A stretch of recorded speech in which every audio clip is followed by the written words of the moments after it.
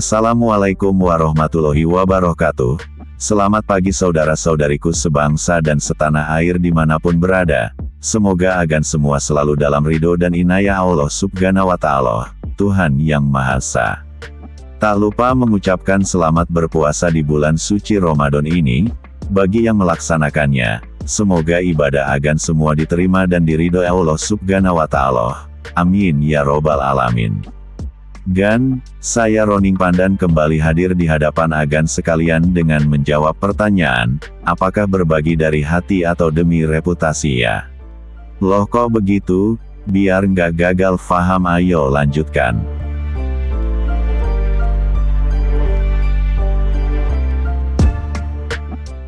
Orang Indonesia dikenal murah hati. Selama 7 tahun berturut-turut, studi World Giving Index WGI dari Charities Aid Foundation menobatkan Indonesia sebagai negara paling dermawan. Apalagi di bulan Ramadan, semangat berbagi makin tinggi. Tapi, apakah ini benar-benar dari hati atau ada maksud tertentu? Hati. Contohnya, beberapa waktu lalu, netizen ramai-ramai berdonasi untuk Agus, Sedih, dan penjual es teh yang dihina seorang tokoh publik. Dalam hitungan hari, mereka menerima bantuan uang dalam jumlah besar. Fenomena ini menunjukkan betapa kuatnya solidaritas di era digital. Manusia cenderung bereaksi secara emosional dulu sebelum berpikir rasional. Banyak orang merasa, kalau saya berdonasi, berarti saya orang baik. Dan kalau donasinya buat kasus viral, berarti mereka akan terkenal baik dalam skala nasional.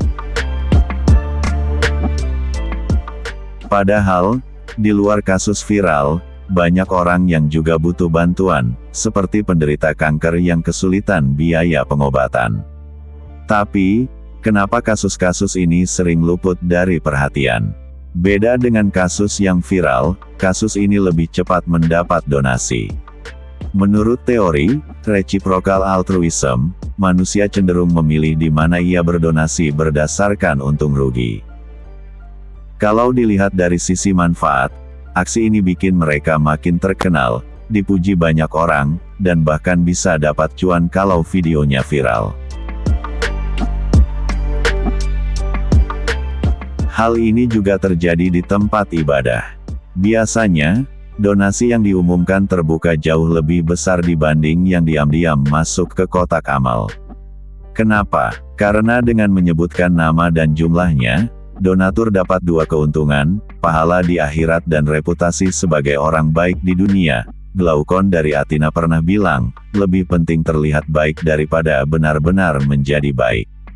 Banyak orang lebih peduli dengan citra mereka dibanding nilai moral dari perbuatan mereka.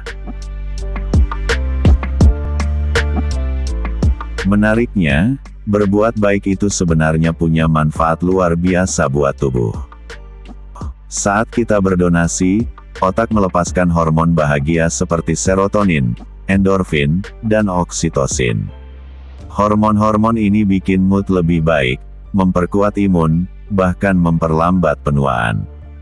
Tapi, manfaat ini maksimal kalau kita ikhlas tanpa mengharap imbalan. Sebaliknya, kalau ada ekspektasi dan ternyata nggak sesuai harapan, bisa timbul kekecewaan.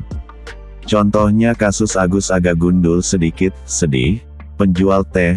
Kalau saja dana yang terkumpul ternyata dipakai buat bayar utang keluarga, atau beli mobil Alphard misalnya, bukan untuk berobat. Ini akan bikin banyak donatur kecewa berat, dan hormon bahagianya langsung drop.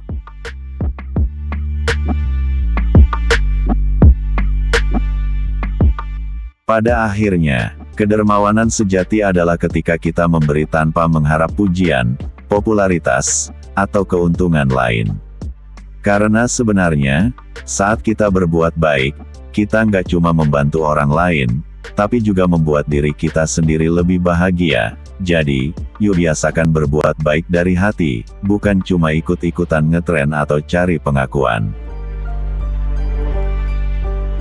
Demikianlah cerita singkatku tentang kedermawanan. Semoga bermanfaat bagi kita semua, tentu tidak ada gajah yang retak. Gadingnya, maka mohon maaf lahir batin atas semua hilafku dan kututup dengan wabillahi wal taufiq wal hidayah.